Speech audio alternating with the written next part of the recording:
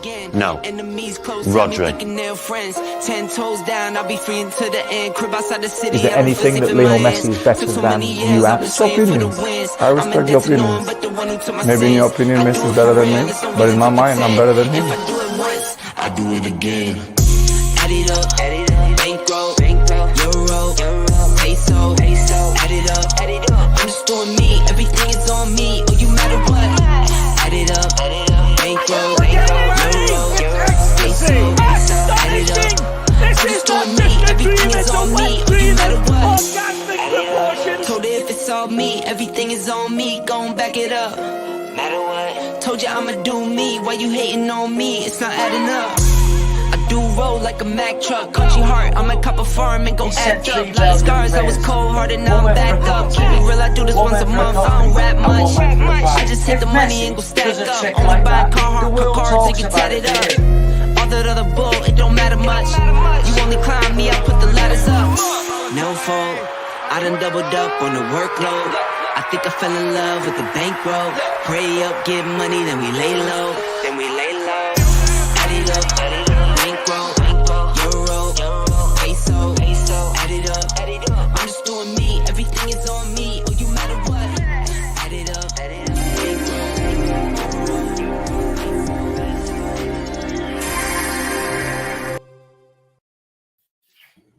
Yes, guys, I'm Si. Welcome to Ace Podcast Nation, the home of Rhodri Giggs on football. We're here for another 45 minutes of non-stop football chat as we fly through the stories with brutally honest opinions. No agendas here. But I'm very excited to say that we got a new sponsor starting next week, but we're going to give them a little shout out today because they sent us some free stuff. So shout out to footballcentral.com. They do retro football jerseys, latest football jerseys, football tracksuits, all sorts of stuff. They've sent Rhodri a nice Manchester United away kit. What year is that from, mate? Remind me. 1991. Beautiful. One of my favourites. Mate. 1990, 1991.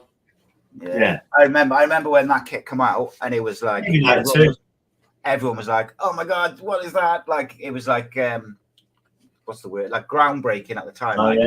Fits like a glove, and it was never getting worn. Beautiful, mate. And then they didn't have a Welsh one, and they didn't have a Cardiff one, so I went for the old classic Diego Maradona. Oh my god, that's disrespect to Diego. 1986, mate. And on the back, it's got number 10, Ace Podcast Nation. Beautiful. You know. Let's have a look. Turn around. I can't, mate. Can I? I can't see if you can see it, can I? Oh yeah, I can see it. Yeah, nice one. Beautiful, mate. I'll put some pictures up and stuff. And so from next week's episode, we'll have a nice little discount code for you people, and it'll be officially started. The Rhodri Giggs show brought to you by footballcentral.com. All your retro football needs granted. I need the top shirts, these. It's like wicked, mate. Yeah, glad that we might have a bit of this, but yeah, see how it goes. Yeah, I can see some people. I know, like they got the 98, I think it's 86, 87 United top. It's like the blue sharp one. That's a nice football kit, that is. But the one I nearly had, they had a 95 PSG top, which is beautiful. And then that was the one I nearly picked, or I was going to have the Napoli 86 one, which is also like a Maradona one. What if they've got the 1990 Roma kit? I'll tell you right now, mate. But so I had this, and the Real Madrid, Hugo Sanchez kit. What did you say? Roma? What year? Was it 1990 or was it 1988? I can see straight away they've got Roma 95, 88, 2000, 05, 06. They've got so 88. many. Right? It'll be 88. Let's have a look. The old school one. 88. They got it. Beautiful. Roma 88. They got some wicked ones. They got Roma 88, 89. They've got classic. Do you know what the best thing is? When you used to go on holiday to like Greece or when you go to go with family, I always wanted that Roma kit. I thought, that's a mint kit. But you know what the best thing is as well, right? Is they're supposed to be for like 50 quid the shirts, but they're down to 24.99, and then people can use our discount code and get even more off. Like, you cannot ask for more bargains than that. 20 quid for a classic shirt. Come on. Yeah, 100%, mate. So I had this. It's like a glove, packaging perfect, beautiful. That's it, mate. And I had this top in, like, they did it in Woody's back in the day. It was like, but it wasn't like the football kit. It was like a design. What about the final Maradona kit? The one that we got in the final, blue one. Oh, that would be a good one. They got. I'm just looking at their tracksuits, mate, as well. They got some wicked tracksuits on there. Like, they've got a bit of something for everyone, and they've also got like the latest kits as well. So if that's what floats your boat. Do they have a child as well, all ages? I think so. Yeah. Let me have a look. I don't know if they do the retro ones in all the way down to kids, but looking at it, it looks like they do. So look. So they got the United current away kit, the green one, 25 quid, mate. Bargain. See what sizes they do. Small to fat, and then I can't see any kids ones, but it does say there's also a tab on there to. So you've got the Football League badge on. Look. Proper mate.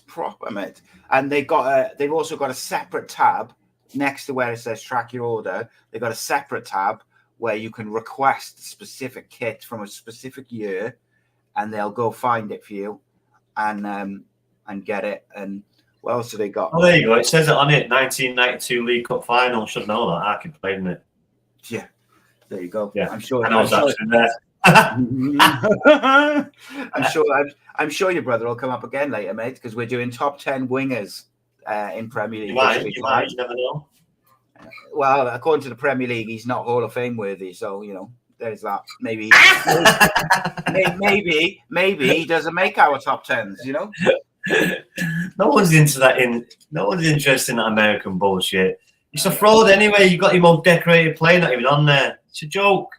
Yeah, American bollocks. Embarrassing. Right, mate, I will give you the choice tonight. So we're going to talk FA Cup semi-final previews.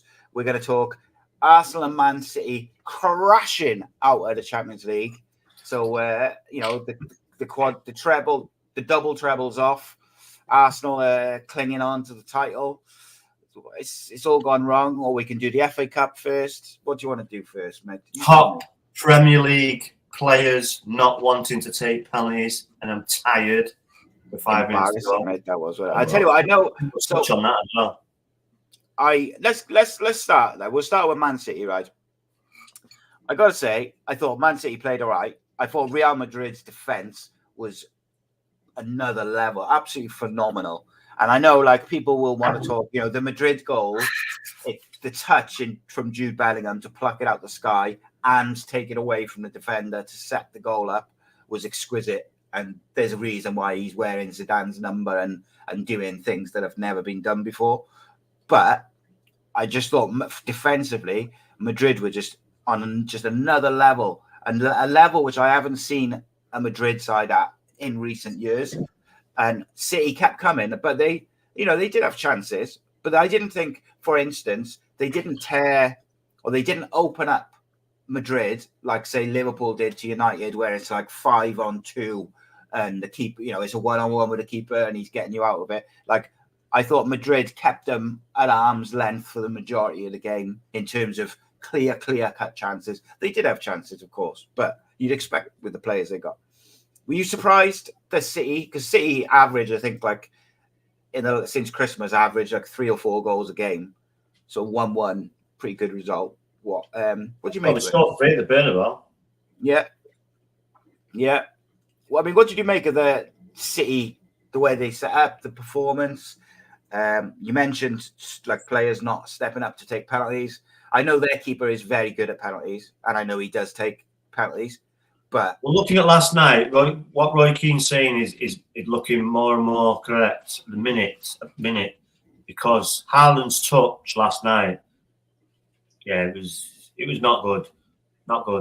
So you can understand why he said that, but his touch was terrible. Him coming off tired I've come to think about it, like a Ballon d'Or, future possibly Ballon d'Or winner. Yeah, he's But you never think of Ronaldo, Messi, Neymar, Mbappe, any of these players wanting to come off in a quarter-final. Is that he asked to come off, did he? Or he was I don't know. But why has he even been taken off? Yeah. I mean, to me, like he is arguably the best centre forward. He's certainly, I would say, the best number 9 in the world on stats. I would debate that because on stats he is, isn't he? I would have Harry Kane over him at the minute. Okay, a better footballer and a better goal scorer. I agree with you. He's a better footballer, but statistically, Haaland is up there, and he's the best. I understand that. Put Harry Kane in Manchester City side, he'll have the same stats, if not more. Yeah, no, I agree with that. But what I'm saying is, if you're going into a quarter-final, you're playing arguably the next team in terms of the best teams in Europe. Is probably City, Madrid are up there, and they're like the next sort of team. Yeah. I cannot fathom, like you just said, why they're taking Haaland off. And some Reese has just said in the chat that Pep said afterwards that Haaland and De Bruyne both asked to be subbed off. And could you imagine, right? That Liverpool 1980s team, that United 1990s team, that Arsenal team with Wenger, which competed with United, Mourinho's Chelsea. Could you imagine? Like the biggest players in those teams, like those two are everything which Man City depend on. How many times have we seen De Bruyne turn up in the big games and create incredible chances, or like change a game or run a game? And like that to me is, if I was a City fan, I'd be concerned by just the fact they've asked to come off. Now, they could have asked to come off because they were injured and they didn't feel that they could contribute. But it's the biggest game of the season. If you get past Madrid, you're probably going to win it, I would say. I just cannot fathom those two players asking to come off. I really can't. I think it's out. Yeah, no, I don't. And this is something that will stick with them. Yeah, of course it will. Especially De Bruyne. 5 minutes left. You're a penalty taker. What are you doing? Stick it out. Just go and sit in the hole and let Rhodri flipping do your graph. But stay on. Yeah, just go and sit in CDM and just sit there and knock it about, spray it about a bit. Anxiety, it comes to us, to great people as well, obviously. On anxiety and sort of performance at the vital time, what was Bernardo Silva's penalty? Well, I don't think their own fans helped him by keeping the ball. No, they didn't. And I've been waiting for 40 seconds, which is a long time. He could have chosen to change his mind in that time, which looked like he did, because he just dollied it to him. He was just like he just chipped it to the keeper, like he was giving it back to him. Yeah, well, shocker. That's pressure, that is, mate. I know people will say, well, if the keeper dives, it looks like a great penalty. No, it's too much time to think about it, mate. No. Too much time. Think about it. Pick your spot. That's it. Don't deviate from that. As soon as you deviate from that, then forget it. Yeah, we talked about it the other day, didn't we? When you're walking up to take your penalty in a shootout, you make your choice, you stick to it, you don't change your mind, and you just do it. Yeah. And when you've got to wait like that, and it's your own fans, like, I'll never understand why they kept the ball, mate. But like penalties aside, okay, because I thought a couple of the Madrid penalties were very good. But I thought, was it the last one, Rudiger, wasn't it, who scored the winner? Like, what a penalty that is. I tell you who else took a good penalty in mind was Bellingham's was good, but Phil Foden's penalty was quality, mate, as well. Yeah. Fair play to Foden, mate, right? This season. No, but you don't win it 14 times by, just... Yeah, of course. Yeah, they know that, it's just... They turn up when it matters, mate, don't they? It's uncanny, yeah.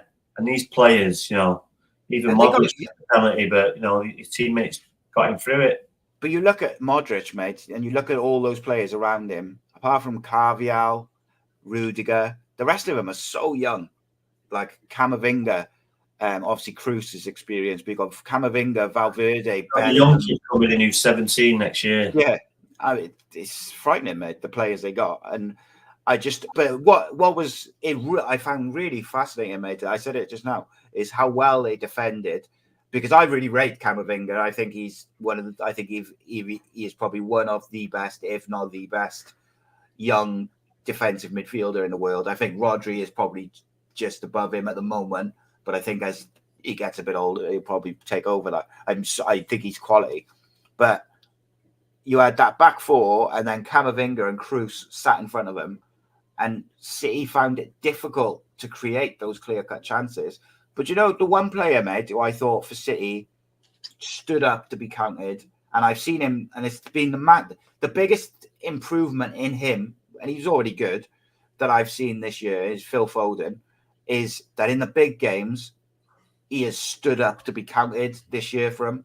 Like, he was the only one, I would say, out with the front sort of lot of City, who I thought looked like he was doing everything he physically could. He was popping up all over the place. He wanted the ball, creating, looking for stuff. I thought Grealish was very greedy. A couple of times he should have passed it, and he shot. And they start decision making in the big moments. And I still can't get over De Bruyne and Haaland, mate. 2 penalty takers gone off the pitch because they asked to. So you touched on it a little bit, mate. But I saw a lot of it on social media yesterday, and I've seen it a bit recently. If Haaland doesn't score goals, which all right, he does most of the time, does he offer very little elsewhere, or do you think he is I don't think he's not a donkey, is he? No, he's not a donkey. No, he's far from a donkey. He just needs to work on his touch and his back to goal playing. No, his movement's spot on. His strength and his pace. He just needs to work on it, mate. He's still young, remember. He's been fast tracked, and when these balls are zipping into him, he's a big old unit. But we've seen big old units have good touches before. He's just got to work on it. I mean, work on it. We've seen players before that weren't the best, but then they work on it. They're totally different players, and you can drop in the hole and take it on the half turn, or pop it off, and but it's just bouncing off of him, and it's like a set of railings. His legs just bang, bang, bang. You know where it's going to go. So yeah, but you can work on it. But he's still top striker, but it does need to work on it. You've seen that last night, the first 25-30 minutes, it was just bouncing off him. And then, when they sit here bouncing, and it comes to him, they'll eventually just miss him out and just leave him out. And I don't know. He's got to work on it. Yeah, it's a weird one, mate, because I think people forget he's only 23. He's so young, but it's because he's so big, so he looks a lot older. Big old unit, but and because he's been on the scene so long already, haven't he? He was on, 17, he was scoring goals. But in that team, in a pack team, they expect you to be able to take that ball at pace, don't they? They're shifting it into you with the idea that you can pop it back or you can hold it and turn and like a little carousel, bosh, boom, boom, boom, boom, boom, trying to find out an opening and then bang the other side, zip it across. Someone's there for tapping. That's what Barcelona were like as well. But they have the extra midfielder. I mean, the extra defender popping in. Akanji played very well, always popping up everywhere. Did the John Stones role. Very, very good. Yeah, it's all right having all this possession, but you've got to use it. You've got to use it, yeah. Because Real Madrid were very solid. Plus, they've got quality as well. If it wasn't for Kyle Walker, it could have been 2 or 3, possibly 4.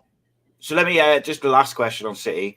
Does Julian Alvarez offer more in terms of all-round play than Haaland does? No. Okay. No.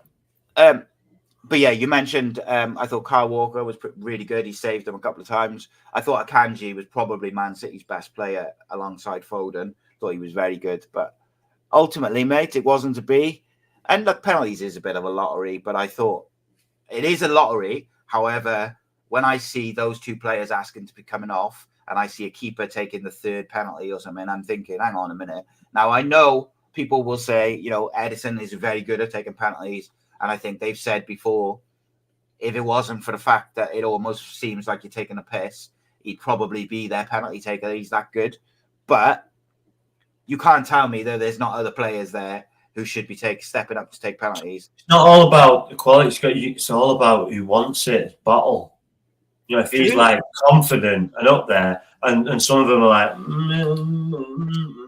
you're not going to go with them. That shows you some of their mentality. Who didn't take one?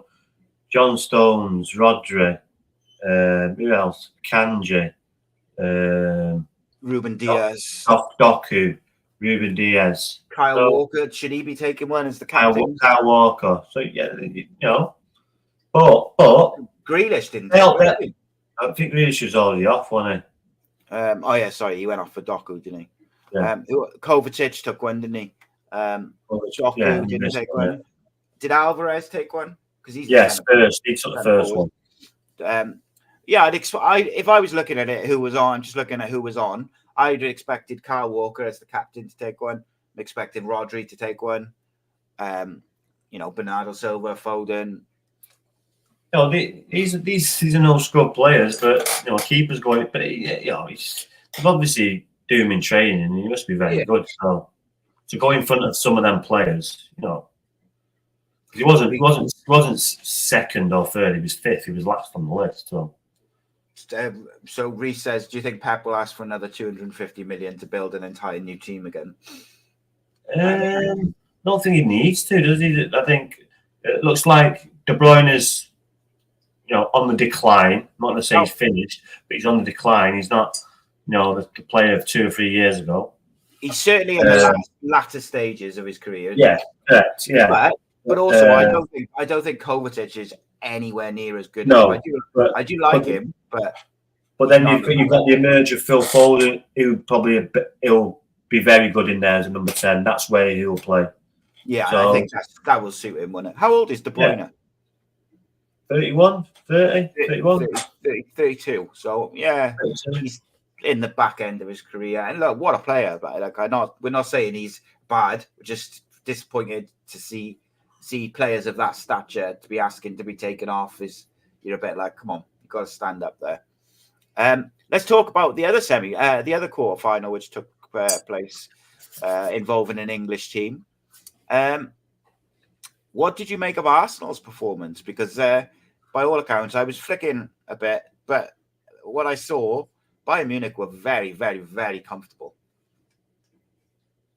Yeah, it's not easy in Europe, and they've had a shaky week or so at Arsenal.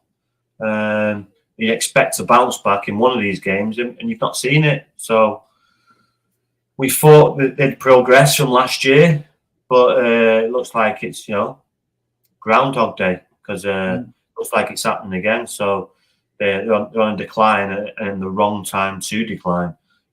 These are championship rounds, and you can't really take too many blows at this time of the season. You're not going to win the leagues, especially the quality of teams you're playing against.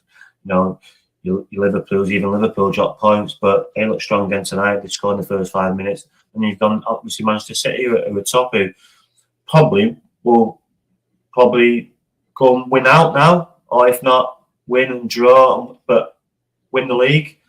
Yeah, because they've got the nose in front, and I don't see the other two winning out either. So now City have got the nose in front. I don't see them relinquishing that at all. So the really interesting thing with Arsenal is last year they did fall apart at the end of the league season. But then about a month ago, everyone was telling me like all these young players, they've learned, they've been through it, it's going to help them. And now it does suddenly feel like the wheels are coming off again. And do you think there's more pressure on them now because it happened last year? Absolutely. If the wheels come off again now, it's almost like... Absolutely. But then it adds pressure. You can always fall back to, we need a striker. If we had a striker, we would have won that league. But that's and then they'll get him a striker. And then if they don't win the league, then you'd think he's because if they had an Ivan Toney or someone, instead of a guy Havertz who's fucking rubbish. Yeah, they might have won the league. Because I'm not having it. That Havertz, yeah, he scored a few goals, blah, blah, blah. 60, whatever million, forget it. Pay an extra 20, 25 million and you're getting Tony. Or you're getting a striker that'll win you the league. He won't win you the league. Don't give a fuck what Lego man says. But I also think you won't win a league buying City's cast-offs. So you've got Zinchenko there. No, but no, I disagree with that because they've already done it. They've been there, they've done it.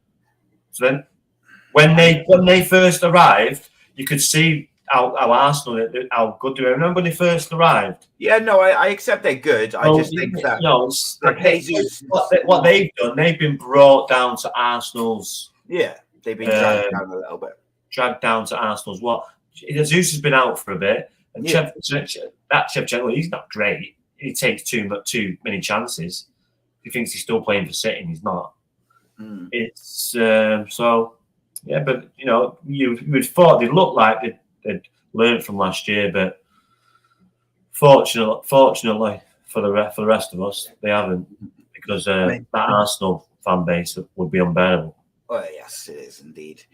So another pointless season again for the Arsenal. One of the interesting things from a tactical point of view in that game was that the Bayern manager really shored up the left-hand side. So Alphonso Davies was out, and he played Mazraoui, Lema, and Guerrero on the left. And between the three of them, they completely shut down Saka, and he may as well have not played. Like didn't have a touch. And I think questions have got to be asked of Saka for me, because I think recently he's been quite poor, and they really need him to be in the form he was at the start of the season. But it's my argument, or my point sometimes is, at the start of the season, it's easy to be quality because there's no pressure. You're just playing games. You're not really looking at the league table and things like this. When it matters, that's when you really see the difference between a decent player, a good player, and a top player. And for me at the moment, Saka's not doing it. Like, his team rely on him heavily, and I don't think he's putting in the same performances as someone like a Declan Rice, for instance. I'd be interested to see if he's in our top 10 wingers. Well, the great Bukayo Saka. See if he's in our great top Premier League wingers. Just checking, mate. Will Kai Havertz be in your top 10 wingers? Who? Kai Havertz. Plays off the right sometimes, doesn't he? What a waste of money. Come on. Of all the things, you don't need that. And yeah, you need a striker. Not for that amount of money. That's the thing that's the kind of thing that'll get you sacked though. Because you wanted this geezer. Where's the goals coming from? You thought it was going to be like a Giroud, like brings other people into play and gets other people scoring. It's not happening. Yeah, fair point. In terms of the other two quarterfinals on Tuesday, Barca took a whooping at home to PSG. Yeah, they would have won that game if England got sent off. I was watching that game. Well, I didn't see the sending off. What was it? A deserved sending off? Was it controversial? Was it? He was coming in from the left across, and he was just going into the box, and he's come across him and just swiped him. So, yeah. And then they've just used their pace, I'm assuming, by looking at the scorers. And wouldn't have been disappointing if we got a penalty and a yellow card. Wouldn't be the last thing, but I'm sure they were overjoyed by the penalty and the red card, so there's a bit of double jeopardy there. So, and that what is interesting with the PSG is this is where they go out, isn't it? The quarterfinals is where they normally fall to pieces in the knockout rounds, and they go out. And they've got a different strategy this year. I think if you remember at the start of the season, I pointed out how many incredible young players they've got. Players who are like early 20s who have got a potential to be top class. And I think they're starting to cook a bit. And I'd be interested because you've got in amongst that then you've got the experience of Donnarumma in goal. You've got Mbappe, he's a very experienced player. Hernandez at the back, Hakimi, and then you've got like this like nucleus, and on the bench they've got the players they were able to bring on. I think really helps them. Like that Ugarte who came on with about 20 minutes to go is a really good, solid defensive midfielder. Asensio, it wasn't long ago he was at Madrid and everyone was saying he was the next big thing out there. Muani got some real quality players, and they got some quality which didn't even come on, like Danilo and people like this. Be interested, mate, because what is it? Is it Madrid Bayern in the semi, isn't it? Yeah. And Dortmund versus PSG. I fancy PSG to get to the final, mate. I gotta say. Dortmund is one of those teams, though, isn't it? It's 50-50 for me, mate. It's 50-50 that one. Yeah, and I mean, Atletico Madrid is no. And even Bayern Munich, Real Madrid, that's 50-50 as well. Yeah, we've got another European giant who sometimes knows how to win games. They've got a top striker in Harry Kane, so one could be Harry Kane's first ever trophy. Yeah, Champions League. Yeah. Imagine, though, mate. Right, just to picture this for a minute. Say Bayern get through to the final, past Real Madrid, and he must be thinking, right, finally, I'm going to get this trophy. I've missed out on the league to Leverkusen they've never won it before, but they've won it the first time. Dortmund. and he'll lose to Dortmund in a final. He'll just be like, I'm just never going to win a trophy ever. And look, I laugh at it. I in some ways I feel sorry for him, but I mean, at the end of the day. Do you know an interesting Marcel Sabitzer, man of the match, mate? United could have had him on loan last year, and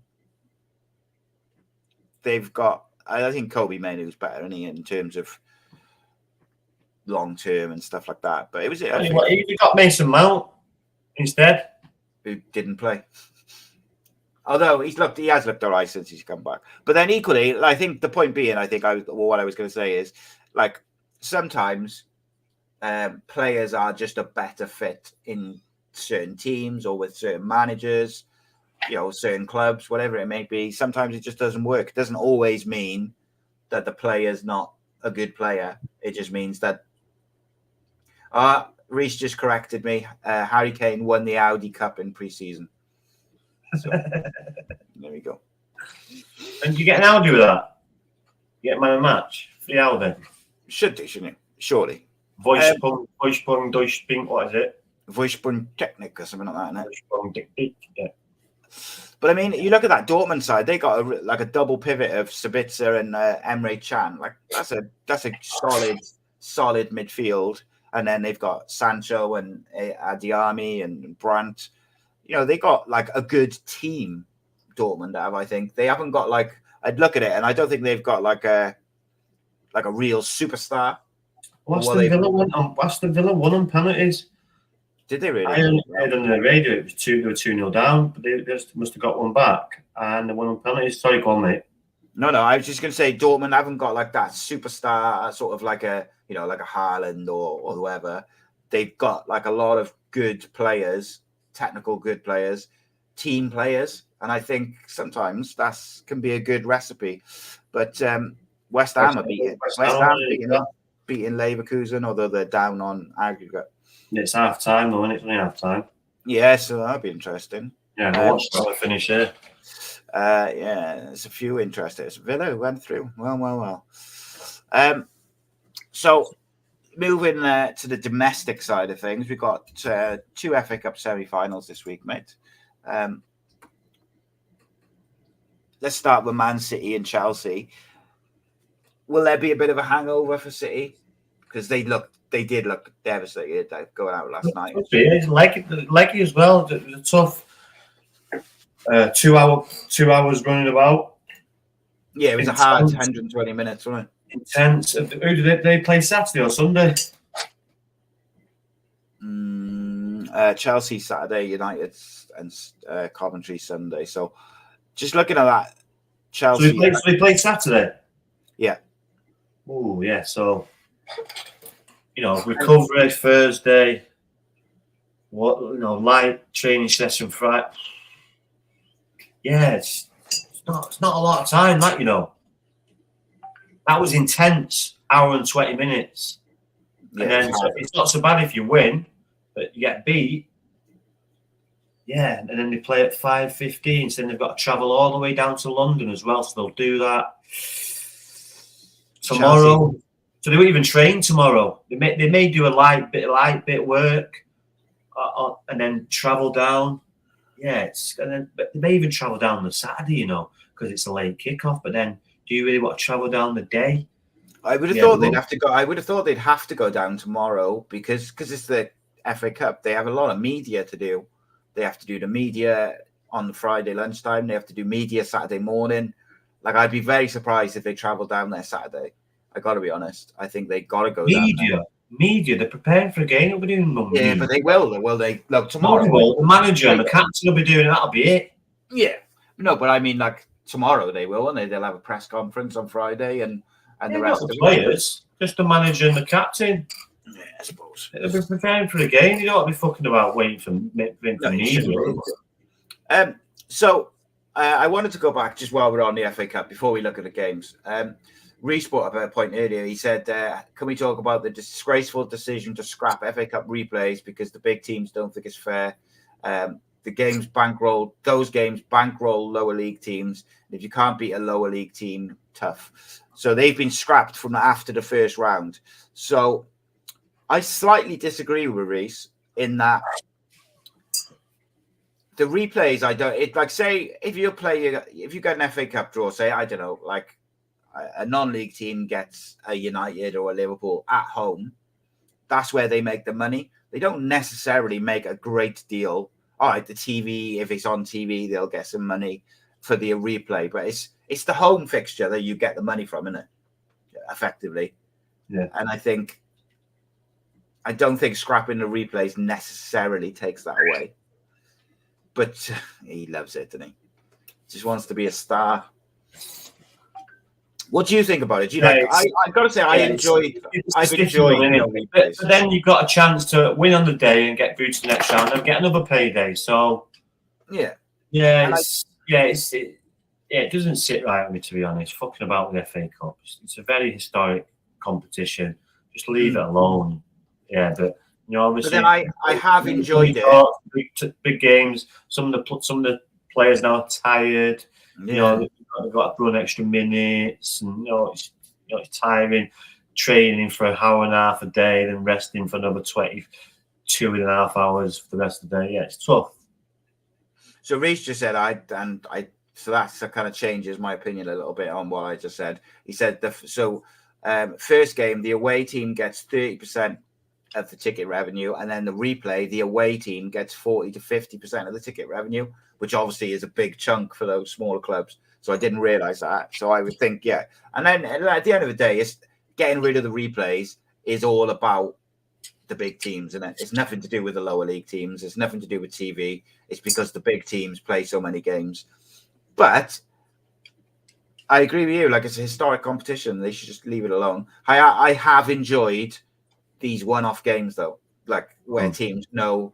Like, it's going to be exciting because you know there's going to be a winner, don't you? So if it's going to go penalties, go penalties. So you don't have to wait for the replay for that. You'll just see it straight away. So but just them not to. Supposing more money's been pumped into grassroots football, so we'll believe them to see it. Yeah, that's it, isn't it? Right, with the so go back to the FA Cup semi-finals, mate. Chelsea have got a relatively good recent record against Man City. Cole Palmer's on fire in with a shout of the Golden Boot, which is quite mad. Obviously, we'll have something. We'll probably want to make a point to Man City, who got rid of him. Chelsea been in pretty decent form. Do you see City slipping up again this week, or do you think they'll, come with a purpose and do the business? I really think it's 50-50. Because when there's a big old pitch and Chelsea got a good record, they won't be afraid. They'll respect them, obviously. And City, I feel it's not a long time, that, Wednesday night, they've been buzzing, adrenaline's kicking, not got to sleep. And like I say, today they're a little warm down. And Friday they're going to have to travel down. Yeah, so tricky one, isn't it? Like, I think City, you obviously City slight favourites, but you know, it wouldn't surprise me at all if Chelsea get a result. If it goes to extra time, oof. then will we see that? Will Chelsea have learned from the Liverpool when they should have gone for the vote there? Will we see the same Chelsea there if it goes to that? Because if it goes to that, you just got to go for it because these people they're running on empty. They just played 120 minutes 48 hours ago. But will we also see De Bruyne and Haaland asking to come off? Will we even see him on the pitch? He might be on the bench. Yeah, I mean, if he's, I don't know what the situation was, you know, when they were injured and stuff, but like, I suppose there's at least a chance he's a bit pissed off with that, and they don't start. There's also that side. He didn't hesitate to throw one of the bus. Did he say it? It wasn't my decision. He wanted to come on. Yeah, and I mean, He didn't have to say that. He didn't have to say that. No, and let's be honest. Julian Alvarez is an exceptional player. He can shift Foden inside and play Doku and Grealish on the wings. He's got many an option. He's not going to be resorting to playing kids, is he? Let's be honest. Have you been impressed with how Cole Palmer has taken to life at Chelsea? Were you expecting him to have such a big season? Not expect him to have such a big season. You know, look at stats in the week. He's got better stats than Drogba over a 6-7 game period, something like 12 or 13 goals. So, no, obviously, but you know, sometimes you just go somewhere and it clicks, and you just, you know, you get freedom, you get a bit of chance, you get a chance. Suddenly, you're not one of the group. You're top man. You're the penalty taker. You're the game winner. You know, it gives you a little bit of confidence. You know, he's got good technique. He's got a good left foot. He knows where the goal is. Can play. Strength. So yeah, he's got good temperament. So yeah, he's a very good player, but I don't see him. This is my opinion. I don't see him staying at Chelsea. Okay, where do you see him going? Abroad or? He's a Manchester lad, isn't he? I'm not sure, mate. Yeah, he must have been. He's come through the academy, didn't he? And then From Wivenshaw. But is he a United fan? Yeah. Interesting, that is, because Chelsea are not afraid to sell to United. They've done it before. Both clubs they've sold players in the past to each other. I don't see it in the immediate future, but yeah. And I mean, it depends what Chelsea are doing. If they're still languishing in like 12th next year, and United are flying, or whoever's flying, you might think, well, do you know what? I don't want to be 12th in the Premier League every season, because they've had 2 seasons of it now. So they've got to kick on next year. They've got a very, very good young squad, man. Chelsea have. And I think that's where, if it was me, that's where I would try and probably get at City tomorrow, is try and keep it quite high tempo, because Chelsea haven't played this week. They've got a young, fit squad. They've got a lot of pacey players. Like you said, City are tired. They haven't had much time to recover, travelling. It seems like maybe an opportunity to get at them that way. I'm going to go with a Chelsea win, mate. I am, when we do our predictions. But I've not done my predictions for about 2 weeks, you know. Since I've been away, I've not done them.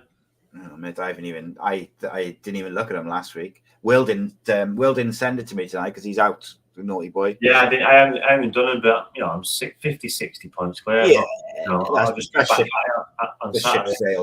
The ship has sailed this year. I got to say, mate, if United play like they have done in a couple of games recently, you know, Bournemouth and what was the other one? Brentford, was it?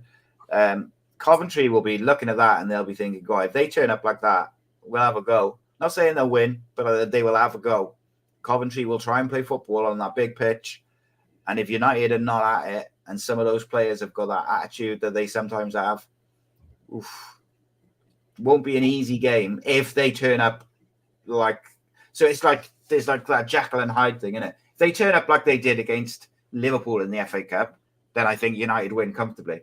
If they turn up like they did against Bournemouth the other day, then it could get a bit hairy throughout the game.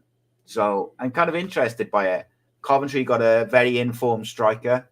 And you know what it's like, mate? These strikers, when they're scoring, everything they touch seems to go in. I don't know. Do you see any way Coventry can get a United? Like, what if you were the manager of Coventry? I don't expect you to know all the players and stuff like that, but just tactically, how would you get at United, or how would you try to set up to get at them? Just go for it. Just go for it. They're not the greatest Man United side. Just be nice and tight. Don't overcommit. But just go for it.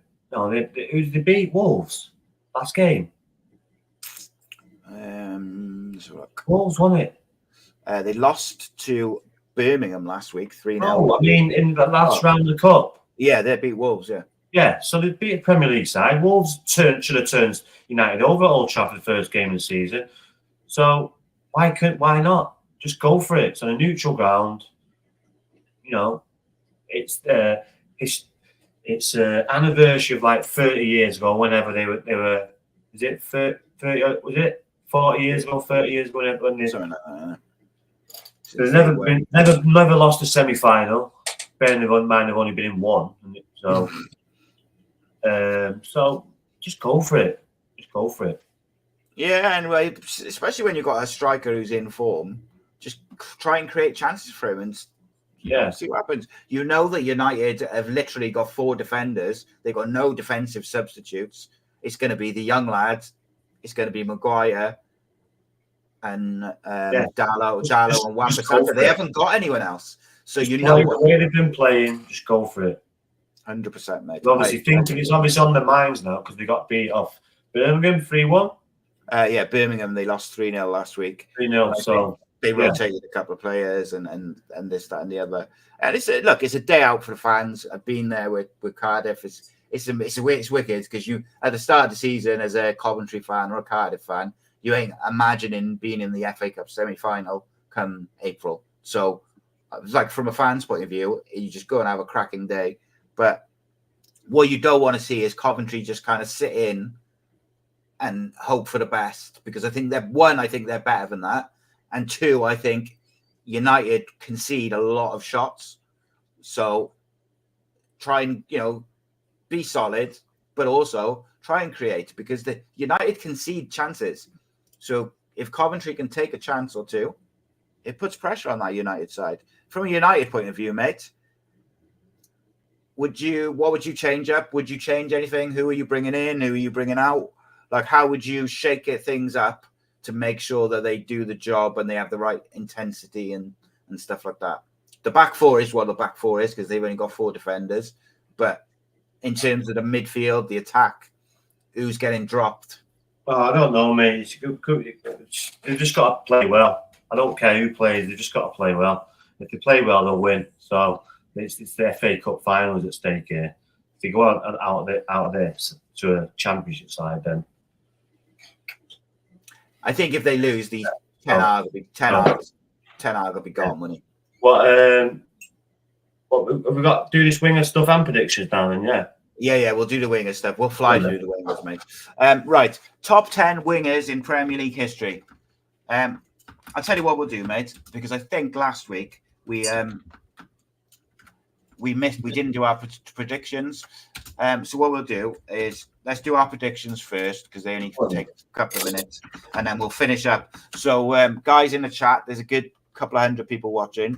So we're going top 10 wingers of Premier League history. So get your suggestions in, get your top 10s in, and see if they match up with mine and Rhodri. Remember it's subjective, so it is what it is. And I'll bring up my Super 6 to get the predictions going. Super 6. Right. Let's have a go. Right. I've got my flipping VPN on. Jesus Christ, man. Be interested in this top 10 wingers, though, mate, because I think it's a position that is. And initially, I said left wingers, but then I said, I think most wingers have played like both sides, haven't they? So I think you've got to just do it as a general thing. Best wingers. will be interesting. Right, Super 6 predictions. Right, I've done mine now. Right, first up, Luton versus Brentford, mate. Big game for Luton. I've gone 2-1 Luton, I have, because they need that. They need those points. That's the sort of game they've got to get after at home. So I've gone 2-1 to Luton.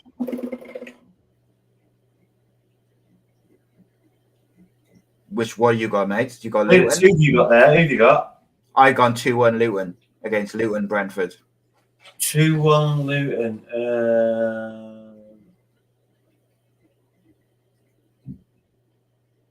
2-1 Brentford. And next up, we got the FA Cup semi-final between Manchester City and Chelsea. So I've gone 3-2 City, but I'm actually going to change that because I fancy Chelsea.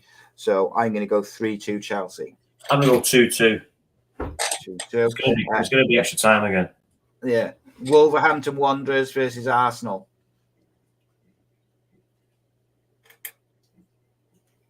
Say that again. Wolves versus Arsenal. 2-1 Arsenal. I've gone 3-1 Arsenal. Everton versus Forest. 1-0 2-2. Everton. And then the other FA Cup semi-final between Coventry and Manchester United. 3-1 United. So I had 3-1 United as well. I'm going to go 2-1 United because I think it'll be a bit closer. 3-1 as well. Fulham versus Liverpool is the final game.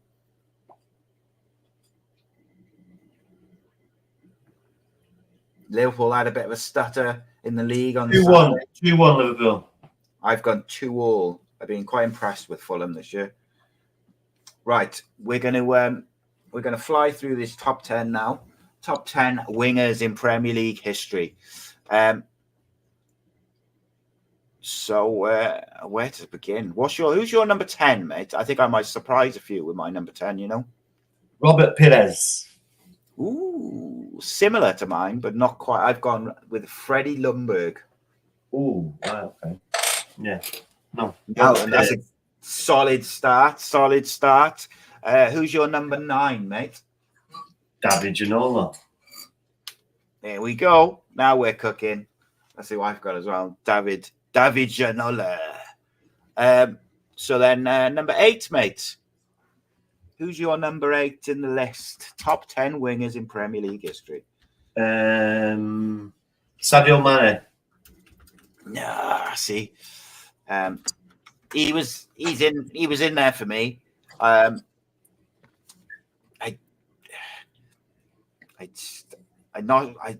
just don't quite think he's there.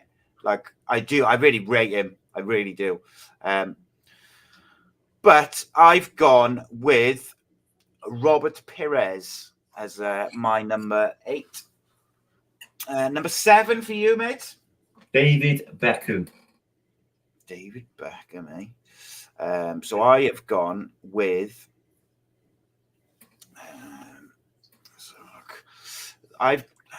So I couldn't separate these two between 6 and 5, but my number 6, I've gone with Gareth Bale, marginally,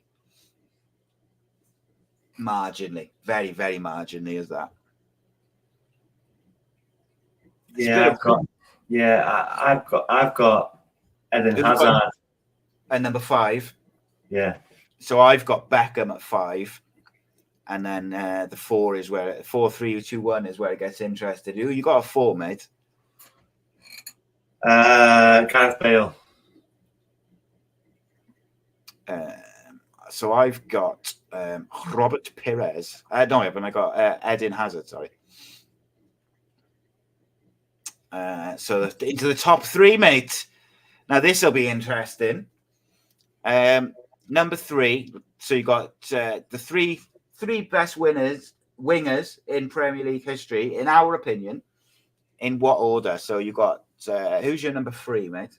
So I've got 3. I've got our kid, Cristiano Ronaldo, and Mohamed Salah. Yeah, I got the same 3. So I think that was probably expected. So Salah 3, Ronaldo 2, our kid 1.